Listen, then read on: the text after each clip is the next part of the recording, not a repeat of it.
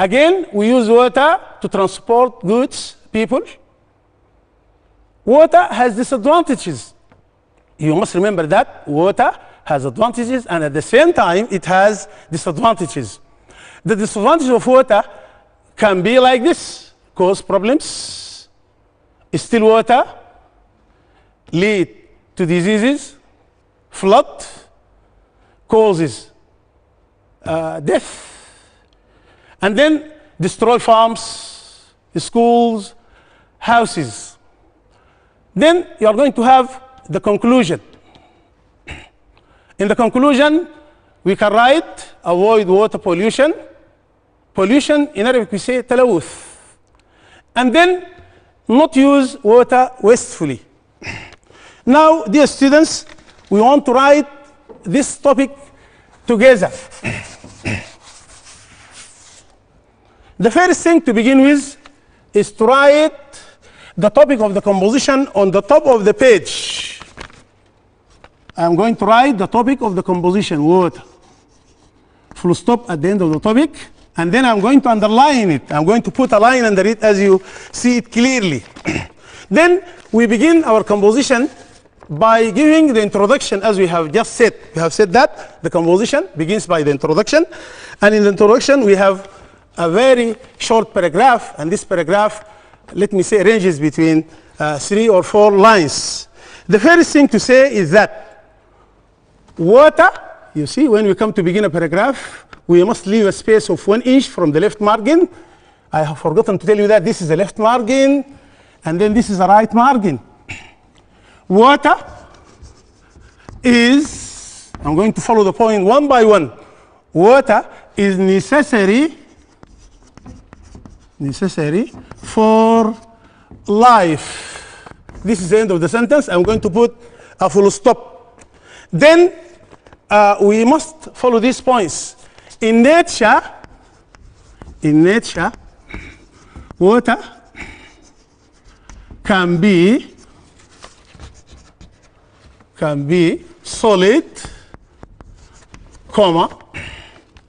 liquid, or vapor. Then the next point says water, or we can say it can be found in rivers, seas, lakes, and so on. Of course, we are not going to write all the places in which we can find water. Whenever we finish writing a paragraph, we read it to make sure that there is no spelling mistakes or grammar mistake. So I'm going to read it. Water is necessary for life. In nature, water can be solid, liquid, or vapor. It can be found in rivers, seas, lakes, and so on. Then we come to the first paragraph in the body of the composition. Water has a number of advantages for us. This is the first sentence in the paragraph. All living creatures, in Arabic we say مخلوقات, need water to survive or to live. And then the next point says it can be used in industry, صناعة, and generating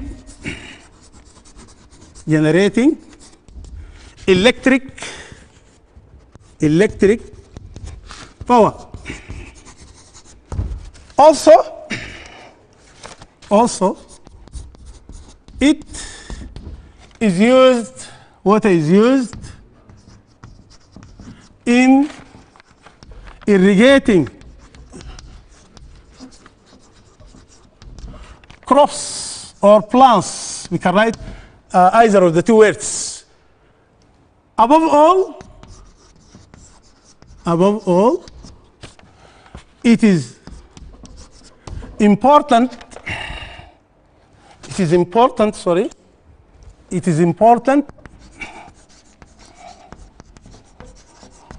to transport people and things from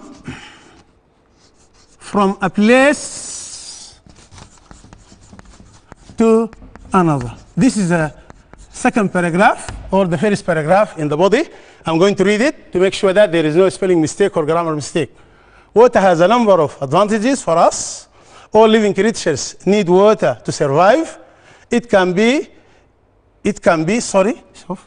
used in industry and generating electric power. Also, it is used in irrigating crops. Above all, it is important to transport people and things from a place to another. Then we come to the third paragraph. The third paragraph about the disadvantages of water. We can say, however,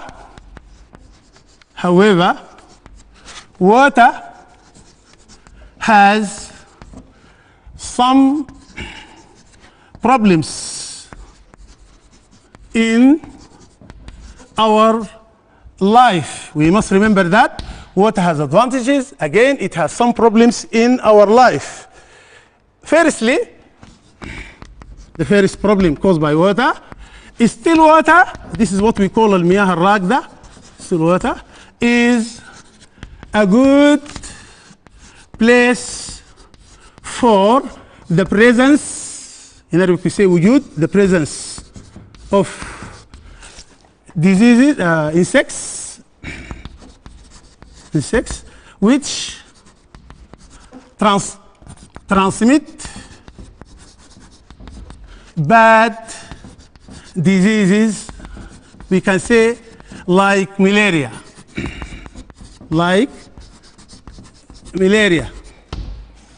Also, or secondly, we can say water causes floods, in Arabic we say فيضانات, which lead to death of people and animals. Besides, they here referring to the floods, they often destroy houses, schools, and then we have the other things and so forth. We can write here farms and so forth. Again, I'm going to read this paragraph so that I can make sure my paragraph is without spelling mistakes or grammar mistakes. However, water has some problems in our life. Firstly, still water is a good place for the presence of insects which transmit bad diseases like malaria. Secondly, water causes floods which lead to death of people and animals. Besides, they here refers to the flood, often destroy houses, schools, and so forth. Then we come to the last part of the composition, which is a conclusion. In conclusion,